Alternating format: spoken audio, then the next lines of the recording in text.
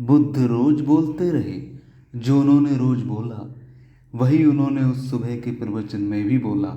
आकर बैठे, सुनने वाले लोग आए थे। एक पक्षी वातायन पर आकर बैठ गया। उसने पंख फड़फड़ाए, उसने गीत गुनगुनाया और उड़ गया। बुद्ध उस पक्षी को देखते रहे, बैठते हुए, फड़फड़ाते हुए, गीत गाते हुए और उड़ जाते हैं। फिर उन्होंने कहा, आज का प्रवचन पूरा हुआ।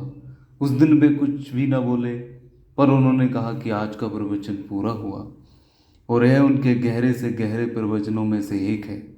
इतना ही तो बुद्ध कहते हैं कि संसार तुम्हारा वातायन है, उस पर तुम बैठो, पर उसे तुम घर मत बना लो। वहाँ तुम थोड़ी देर विश्राम कर लो, लेकिन वही मंजिल नहीं है। बैठकर कहीं पंखों को फड़फड़ाना मत भूल जाना, नहीं तो खुला आकाश सदा के लिए खो जाएगा।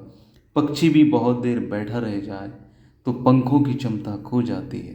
पक्षी भी बहुत देर बैठा रह जाए तो शायद भूल ही जाए कि उसके पास पंख भी हैं, क्योंकि क्षमताएं हमें वही याद रहती हैं जिनका हम उपयोग करते हैं।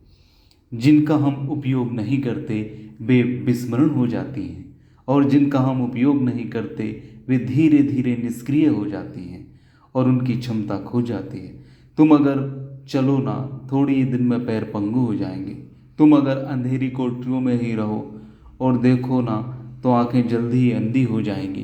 तुम अगर शब्द ही ना सुनो, अगर तुम्हारे कान पर कोई ध्वनि तरंगित ही ना हो, तो जल्दी ही तुम बहरे हो जाओगे। तुम जो नहीं करोगे उसकी करने की क्षमता खो जाएगी। कितने जन्म हुए जब से तुम उड़े नहीं, तुमने पंख नहीं फड़फड़ाए।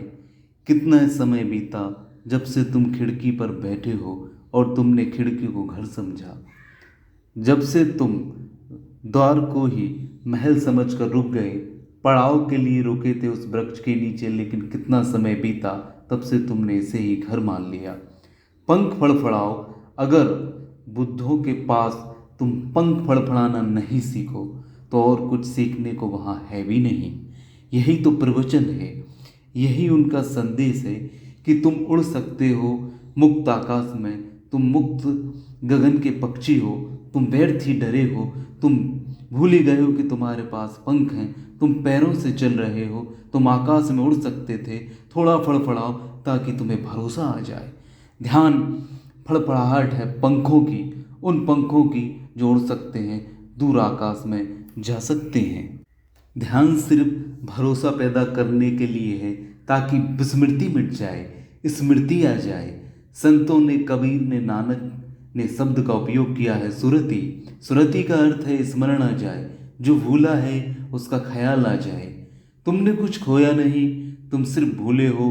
खो तो तुम सकते भी नहीं।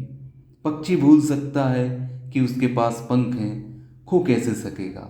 और कितने ही जन्मों तक ना उड़े तो भी अगर उड़ने का ख्याल आ जाए तो पुनः उड़ सकता है।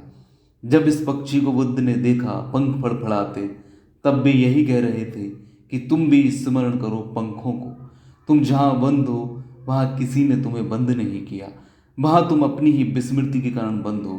तुम भेड़ नहीं हो, तुम सिंह हो। देखो इस पक्षी को, इस मुक्त आकाश में उड़ते हुए पक्षी को।